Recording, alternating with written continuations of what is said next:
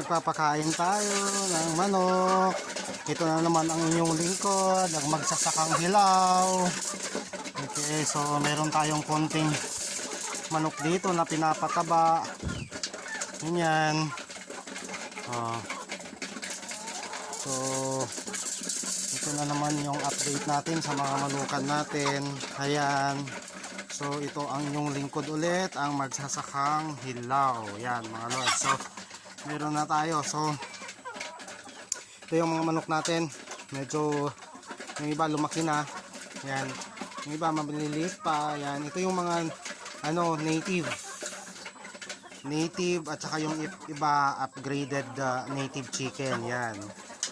Ayan mga ka-agri, mga kamagsasaka, no? So aside doon sa pagtatanim ng mga fruit trees, ganyan. So ginagawa natin is nag-aalaga tayo ng manok. Ayan. So ayan na yung mga manok natin.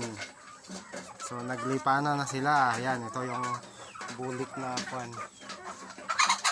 Ayan, wala na silang makain kanina kasi pinakain na nila. So umakyat lang ako para tignan yung tignan sila. Ayan, so yan yung natin. Yan yung nadatnan ko. Ayan, nagkakagulo pa sila. Hindi pa sila pumunta sa kanilang yan, yung iba pumunta na. Ayan, umaakyat na yung iba. Ayan, umaakyat na yung iba. Yung iba nandito pa lang sa baba, naghahanap pa ng pagkain. Ayan,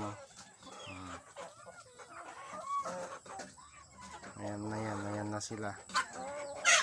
Sige, mag-away pa kayo ha. Ayan na mga lodi, mga kamagsasakang hilaw. Ayan, yung mga manok natin. Yung isa takot na takot, isa naman payatot, no? Ayan.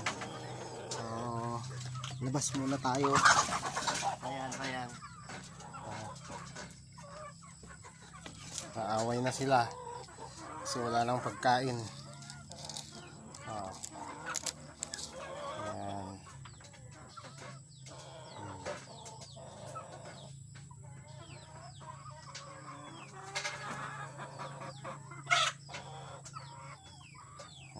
Ayan. Nag-aaway-away sila.